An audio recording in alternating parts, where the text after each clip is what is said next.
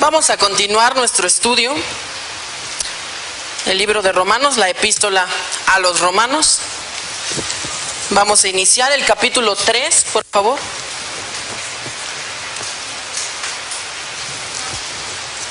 Carta de Pablo a los Romanos, capítulo 3. Y vamos a leer versículos 1 a 8. Romanos 3, 1 a 8, dice la palabra de Dios. ¿Qué ventaja tiene pues el judío? ¿O de qué aprovecha la circuncisión? Mucho, en todas maneras. Primero, ciertamente, que les ha sido confiada la palabra de Dios. Pues que si algunos de ellos han sido incrédulos, ¿su incredulidad habrá hecho nula la fidelidad de Dios? De ninguna manera. Antes bien sea Dios veraz y todo hombre mentiroso. Escrito, para que seas justificado en tus palabras y venzas cuando fueres juzgado. Y si nuestra injusticia hace resaltar la justicia de Dios, ¿qué diremos? ¿Será injusto Dios que da castigo? Hablo como hombre. En ninguna manera. De otro modo, ¿cómo juzgaría Dios al mundo? Pero si por mi mentira la verdad de Dios abundó para su gloria, ¿por qué aún soy juzgado como pecador? ¿Y por qué no decir, como se nos calumnia y como algunos, cuya condenación es justa, afirman que nosotros decimos, hagamos males para que vengan bienes? Vamos a orar. Padre bendito, nuestro Padre eterno, celestial, fiel y justo, gracias por este día, por esta tarde que nos das, donde podemos seguir aprendiendo tu palabra. Te pedimos que nos guíes, que nos acompañes a nuestras mentes y a todo nuestro ser para que podamos estar enfocados aquí y ahora, Señor. Sabemos que hay dificultades, sabemos que hay problemas, sabemos que hay incomodidad, incluso física, Señor, pero tú eres nuestra prioridad.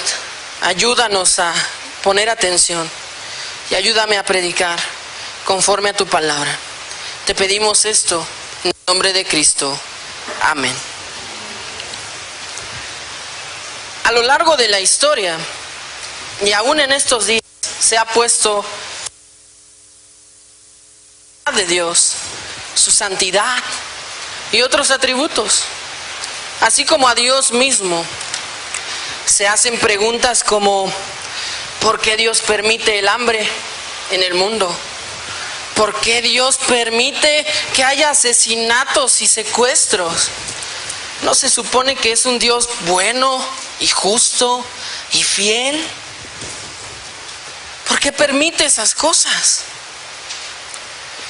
Tendemos a ponernos en un lugar de juez y, valga la redundancia, enjuiciar a Dios. Y le decimos, Dios, eso no es justo. Eso que estás haciendo, Dios, no es justo. Y tal vez no lo decimos con todas sus letras, ¿verdad? Porque espero que no seamos tan osados para decirlo así. Dios, no eres justo. Pero a veces tenemos pensamientos y dudas que sí dicen eso. Que están diciendo, Dios, tú no eres fiel. Dios, tú no eres justo. Y en este pasaje vemos que aunque los hombres pongan en duda la fidelidad y la justicia de Dios, estas siempre permanecen. No importa lo que los hombres digan o hagan, la fidelidad y la justicia de Dios siempre permanece. En primer lugar, vemos en este pasaje que debemos confiar en la fidelidad de Dios. Primeramente, debemos confiar en la fidelidad de Dios. Y si me acompañan al versículo 1 en Romanos 3, dice, ¿qué ventaja tiene pues el judío? ¿O de qué aprovecha la circuncisión? Y recordemos un poquito lo que vimos en el capítulo anterior. Venimos de una declaración muy fuerte en cuanto a lo externo, en cuanto a las señales de pertenencia al pueblo de Israel, en cuanto a cómo la circuncisión, que era un símbolo de pertenencia al pueblo de Dios, no valía nada si no había un cambio interno. Era solo palabras, eran solo símbolos, eran solo señales. No había nada de valor si no había una regeneración interna, si no había un cambio interno, si no había la verdadera salvación. Venimos de ese contexto, entonces las preguntas empiezan a surgir. Entonces, si no sirve de nada lo externo, si no sirve de nada esa pertenencia al pueblo de Dios, ese símbolo de la circuncisión, si eso no hace nada, entonces ¿de qué aprovecha ser judío? ¿Por qué? ¿Para qué? Y dice, ¿qué ventaja tiene pues el judío? ¿O de qué aprovecha la circuncisión? Como con cierto desprecio, como con cierto menosprecio. Entonces, ¿para qué? Puede salir de cualquier parte del mundo, puede haber un francés, un español, que sean salvos, no necesariamente el judío. Entonces, ¿cuál es la ventaja? ¿Por qué? ¿Por qué Dios hace esa distinción? Y Pablo contesta, ¿de qué aprovecha? ¿Qué ventaja tiene? Mucho, en todas maneras. Primero, ciertamente, que les ha sido confiada la palabra de Dios. Entonces, eran un pueblo escogido, eran un pueblo apartado, era el pueblo al que Dios le había dado su palabra. Y se estaban atreviendo a decir, ¿de qué aprovecha? ¿Qué tenemos de ventaja? ¿Qué tenemos de diferencia? Cuando Dios mismo había tenido trato directo con ellos. Dios había sido muy fiel con el pueblo judío, con los hebreos. Conocemos las historias. Conocemos cómo los sacó de Egipto. Y conocemos cómo trató personalmente con cada uno de sus hijos. Estamos bien familiarizados con la historia de Abraham y lo que Dios prometió a él. De ti haré una gran nación, una gran descendencia, y todas las naciones serán benditas a través de ti. ¿Eso no es de provecho? ¿Eso no es suficiente? ¿Esperaban más? Y quiero que pensemos un poco aquí. ¿Qué más pudo haber pedido un pueblo, una nación, que tener el trato directo con Dios, ser sus escogidos y sus apartados? ¿Qué más? ¿Qué privilegio hubiesen alegado más allá de este? Pero aún así se ponía en duda esa fidelidad de Dios. Si esa pertenencia servía para algo, si esos símbolos servían para algo, si no los hacían mejores, entonces ¿para qué? Pero era Dios mismo tratando con ellos. Un poco endurecido el corazón, un mucho, pero a veces nos pasa también a nosotros. No vemos todos los privilegios que tenemos nosotros como cristianos, como su pueblo, como los apartados, los santificados. A veces tenemos la palabra de Dios, que tenemos comunión con los hermanos, que tenemos la oración, y es como, sí, pues ahí está.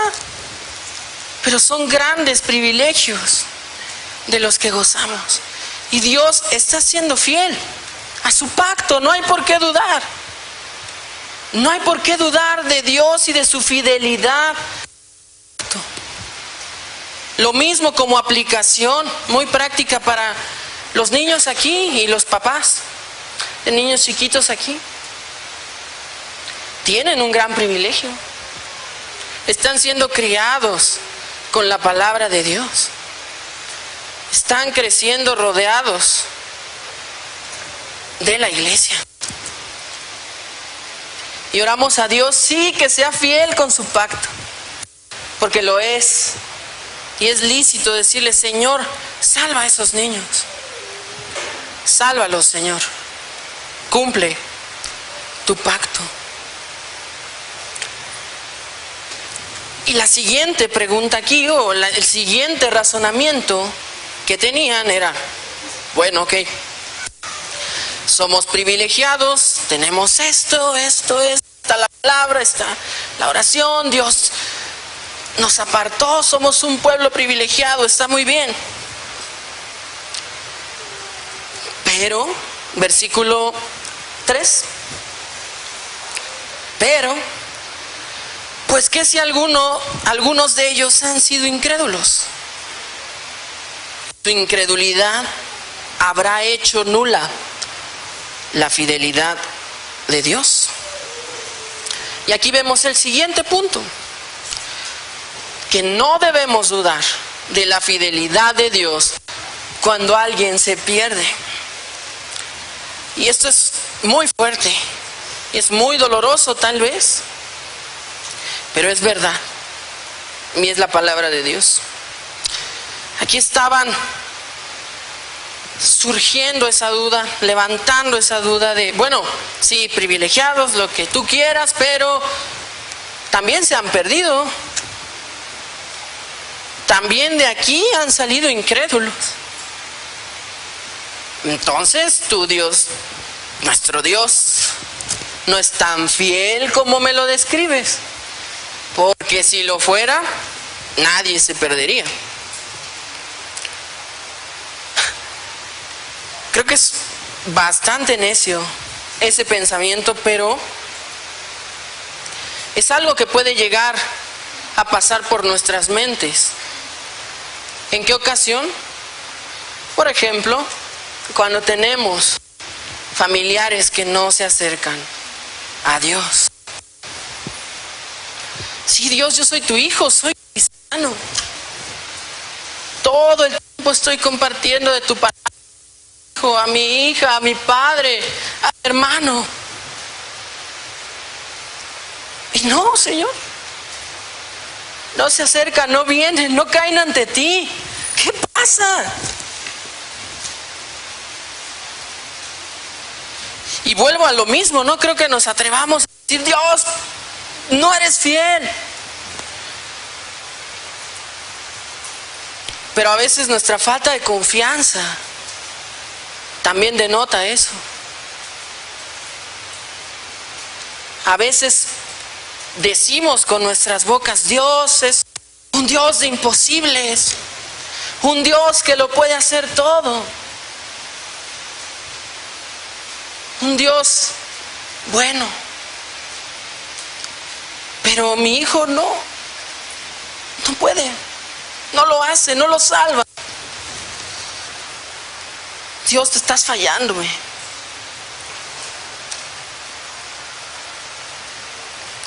Es muy duro. Pero debemos entender que la fidelidad de Dios no cambia, aun cuando algunos se pierdan. No somos nadie para cuestionar a Dios. No somos nadie para cuestionar su elección, su decisión. Debemos siempre creer que nuestro Dios es fiel, pase lo que pase. Aun cuando veamos tal vez personas que estaban aquí con nosotros y salieron y después están perdidos. Les pregunto a ustedes, en ese caso, que vieran a un hermano que estuvo aquí por 10 años, casi 11 que lleva a la iglesia, y después sale y está completamente en contra de Dios. ¿Ustedes dirían que Dios ha sido infiel con esa persona? ¿Alguien de aquí diría que Dios ha sido infiel con esa persona? Pues que creamos eso, hermanos. Dios es fiel para con su pueblo, aún en situaciones así de complicadas y difíciles. Los atributos de Dios no pueden cambiar. No crece su fidelidad ni disminuye su fidelidad. Siempre es la misma porque Dios siempre es el mismo. Yo sé que es muy fuerte y debemos seguir orando por cada una de esas almas, pero confiando en que Dios es fiel, en que nos ha apartado, en que tenemos privilegios, sí, los tenemos, pero también obligaciones. Esa es la otra parte. Porque se nos puede dar todo. Y estaba leyendo un muy buen comentario que ponía una ilustración muy buena acerca de un joven que iba a entrar a la universidad, el cual era inteligente, era muy aplicado en sus tareas.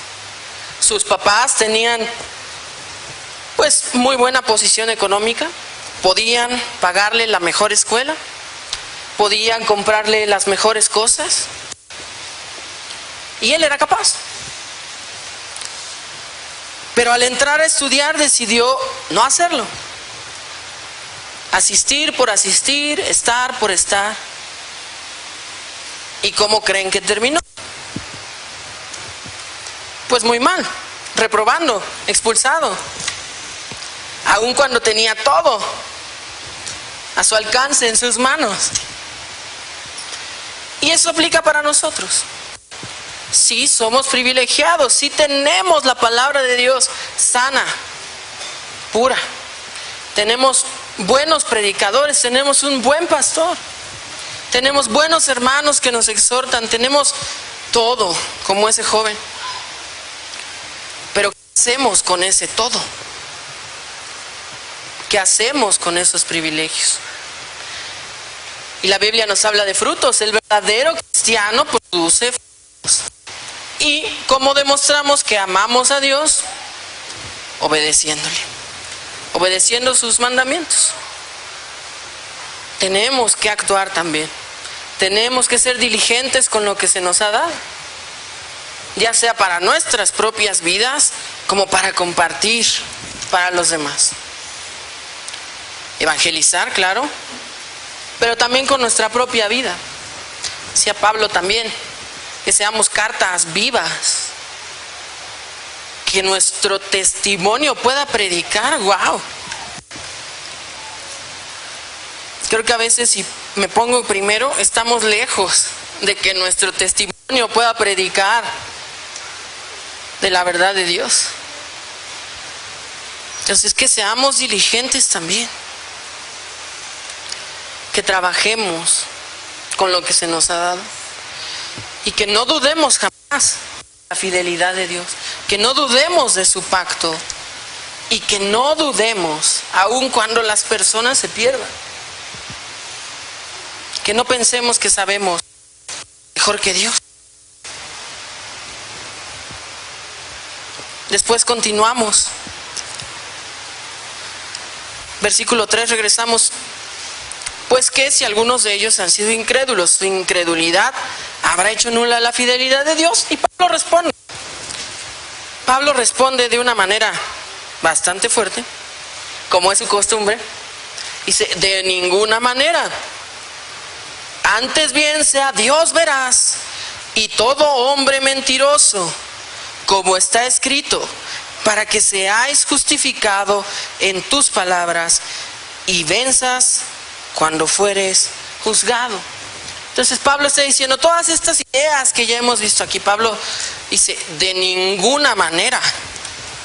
Dios no puede ser infiel. Lo corta tajante.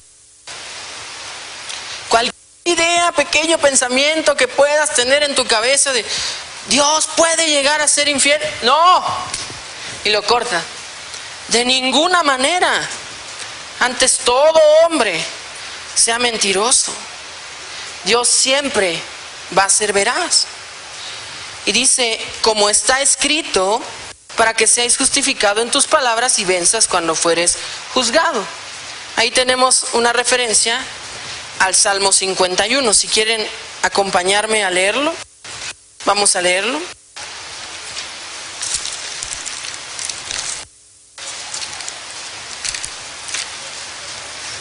Salmo 51,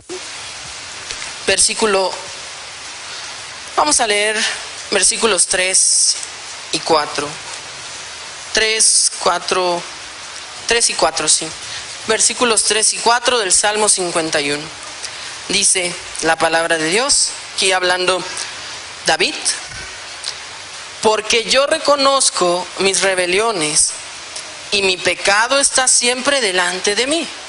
Contra ti solo he pecado y he hecho lo malo delante de tus ojos, para que seas reconocido justo en tu palabra y tenido.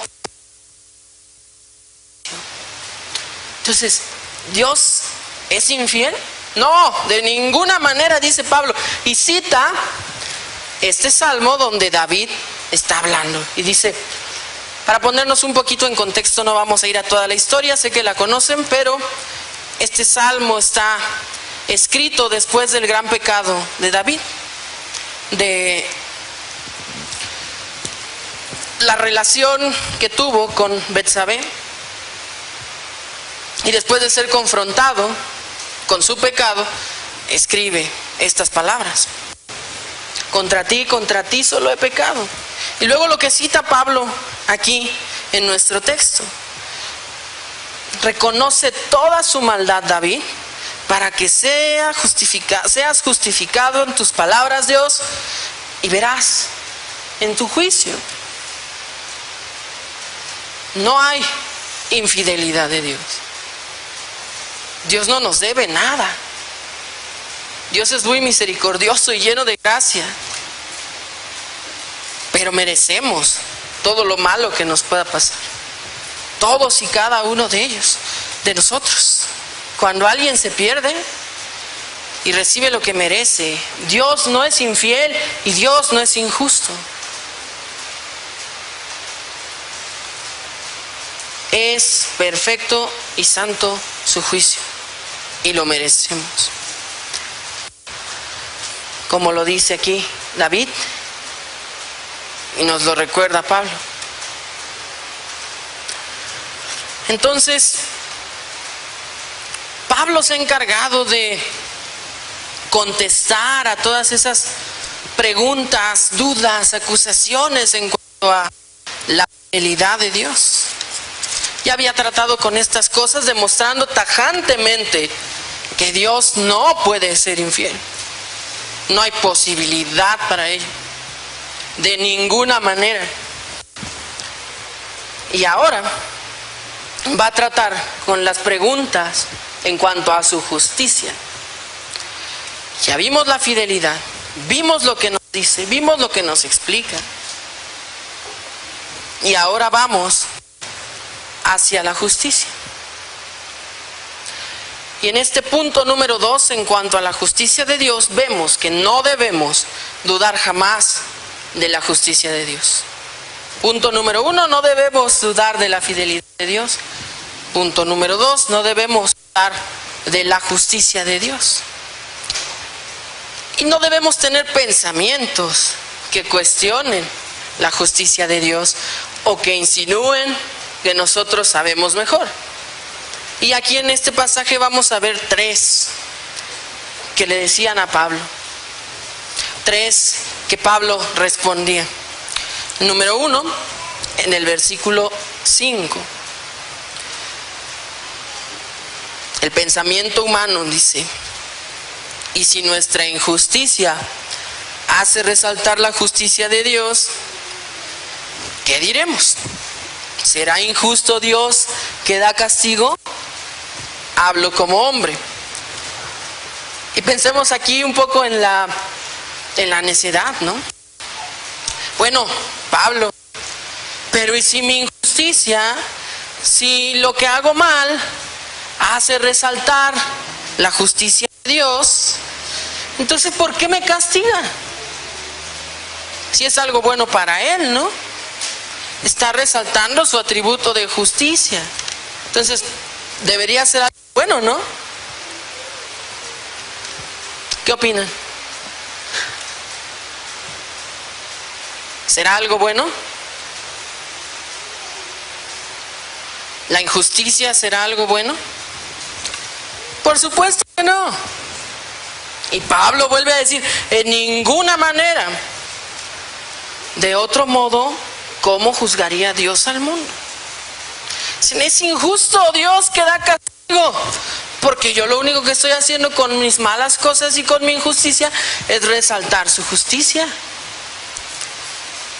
¿Por qué me castiga entonces si yo soy el héroe de la película? Gracias a mí, la justicia de Dios se ve. Pensamientos bastante necios. Vemos la respuesta casi indignada de Pablo, de ninguna manera. ¿Y cómo va a ser injusto Dios? Dios, el perfecto juez. ¿Cómo va a ser injusto? En Génesis 18:25 nos dice, ¿el juez de toda la tierra no ha de hacer lo que es justo? Nos ponemos en un lugar para darle clases a Dios de justicia y decirle, Dios, estás mal. Vienes y me castigas a mí que te estoy ayudando a que luzcas. No, en ninguna manera. ¿Cómo podemos pensar y tener esos razonamientos tan necios? Pero ¿por qué Pablo está tratando con estas cosas que parecen tan ridículas? Porque sí había pensamientos así. No es como que nadie nunca le hubiera pasado esto por la mente y Pablo se le ocurrió en sus pensamientos decir, a lo mejor piensa, no. Pablo sabía que había esos pensamientos y sabía la reacción humana. Por eso hablo como hombre. Pablo sabía, Pablo no escribía, obviamente inspirado por Dios, no escribía cualquier cosa. Veo las caras de algunos diciendo como, pues sí, que qué ridículo, pues ¿cómo vas a decir que tú eres el héroe y que estás exaltando? No, es ilógico, claro. Pero había esos pensamientos, lo sabía. Y vemos el siguiente, versículo 7. Pero si por mi mentira la verdad de Dios abundó para su gloria, ¿por qué aún soy juzgado como pecador? Seguimos. Si mi mentira hace a Dios mejor y lo hace resaltar y lo hace brillar, ¿por qué soy el malo? ¿Por qué se me juzga a mí como pecador? Más convendría, ¿no? Pues si nos comportamos de esta manera, Dios es más exaltado, su justicia se ve más. Pues comportémonos de esta manera. ¿No? ¿Suena lógico? ¿No? No. Para nada. Y vemos la tercera y última. Versículo 8. ¿Y por qué no decir, como se nos calumnia, y como algunos cuya condenación es justa, afirman que nosotros decimos, hagamos males para que vengan bienes? ¿Qué tan pervertido y trastornado debe estar tu pensamiento? ¿O qué tan poco entendimiento de quién es Dios debes tener para pensar de esta manera? Hagamos males para que vengan bienes. Pues sí, ¿no? Suena lógico, vamos a hacer males y Dios va a bendecir. ¿Creen que para el Dios santo y perfecto ese es el camino? ¿Hacer lo malo para que Dios entre y salve el día? No. Completamente trastornado el entendimiento de quién es Dios y de la palabra, de su palabra. Aquel que ha escrito toda la ley, todas las maneras en cómo debemos comportarnos, que había dado principios, estatutos, que se había revelado a Él mismo para hacer notar su santidad, su pureza, su justicia, su fidelidad. Ese Dios perfecto, ¿creen que iba a querer que hicieran males para que Él hiciera bienes? No. Y Pablo dice, esos que dicen eso, su condenación es justa. Aquellos que piensan de esa manera, su condenación es justa.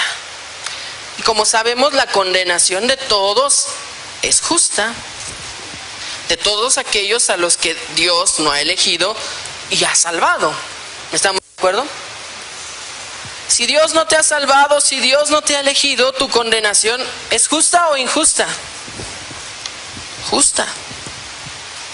Todos merecemos esa condenación. Es justa, perfecta.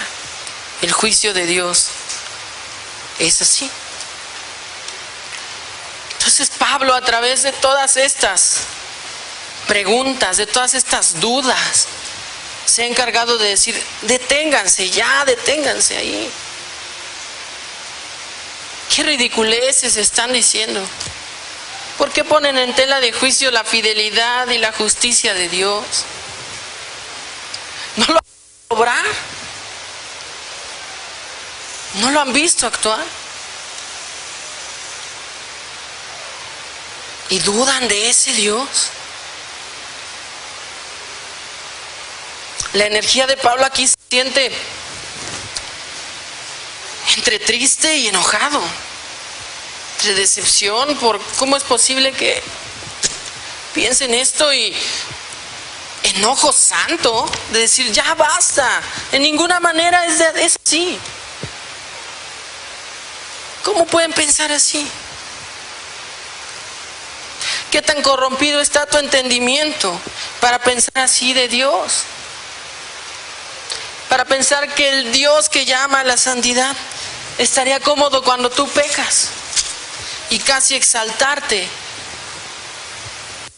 al estatuto de héroe, del bueno, del que le está echando la mano a Dios porque Dios no sabe cómo hacer las cosas. ¡Qué necedad! Pero nosotros somos sus hijos. Tal vez, y espero, que todas estas cosas nos hayan parecido ridículas a nosotros como sus hijos. Que nos haya parecido absurdo pensar así. Pero si no pensamos así, entonces tenemos que pensar al lado opuesto. ¿Y qué nos da la justicia y la fidelidad de Dios a nosotros como sus hijos? Paz, confianza, esperanza, tranquilidad. Si creemos en un Dios así de perfecto, así de fiel, así de justo, en el cual no cabe lugar para duda alguna, si ese es nuestro Dios, que estemos en paz, que estemos confiados, que no pensemos que hay alguien tan difícil para que Dios no lo pueda salvar. Ese éramos nosotros, tan perdidos, tan apartados, tan alejados, muertos, y aquí estamos, gloria a Dios. Que tengamos fe, que estudiemos la historia de Israel y la historia de la iglesia para que veamos la mano poderosa de Dios siendo fiel a sus promesas. Y como dijo nuestro hermano Paco, aun cuando no las veamos, tengamos la certeza de que las promesas de Dios son sí y amén, aunque con nuestros ojos no las veamos. Que podamos descansar en que Él es perfectamente justo. Que nada en nuestros razonamientos puede tener más justicia que Dios. Que no sabemos hacer las cosas mejor que Dios. A veces somos muy orgullosos, ¿no? Si yo tuviera el poder, pues no habría hambre. Si yo tuviera el poder, pues no habría asesinatos. Todos serían salvos y daría... Que dejemos de esos pensamientos. Dios es perfectamente justo, aunque nuestra mente finita no lo entienda. Que descansemos en ello. Que descansemos en que Dios cuida de nosotros y que Dios guarda nuestro tan justa y fielmente que ni nosotros mismos lo podríamos hacer así, que ni nosotros mismos tendríamos un mejor propósito y camino para nuestras vidas. Que confiemos en esto y que nos siente esa fidelidad y esa justicia salir y compartírsela al mundo. Que nos quite la pena, que es lo mejor que tenemos. No hay nada mejor. ¿Por qué no compartirlo? ¿Por qué no hacérselo saber a los demás? Quiero que nos vayamos con eso. Para cualquier persona aquí o que esté escuchando, que vaya a escuchar la grabación, si no tienes a este Dios, búscale. Porque Él no va a rechazar a nadie que le busque. Arrepiéntete de tus pecados. La palabra nos dice que Él es fiel y justo para perdonarnos nuestros pecados si nos arrepentimos, si de corazón lo hacemos. Así que si no has buscado a Dios jamás, hoy búscale. Hoy ve a sus pies y recuerda que Él va a ser fiel y justo y que no te va a echar fuera. Y si eres su hijo, confía en tu Dios perfecto.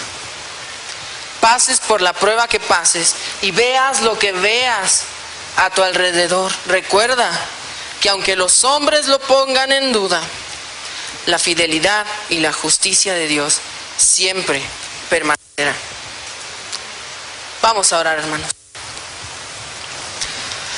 Padre Celestial, te damos muchas gracias por esta porción de tu Escritura, por estas verdades que nos recuerdas, Señor, por estas cosas que nos haces ver, que pueden parecer ridículas, Señor, pero líbranos de tener pensamientos así y ayúdanos a, como tú nos vas a ir y hacer discípulos, ir y compartir. Y a nosotros en lo personal, ayúdanos a confiar en ti, en tu fidelidad y en tu justicia. Que descansemos en ti, Señor, y en tu perfección. Te pedimos en el nombre de Cristo. Amén.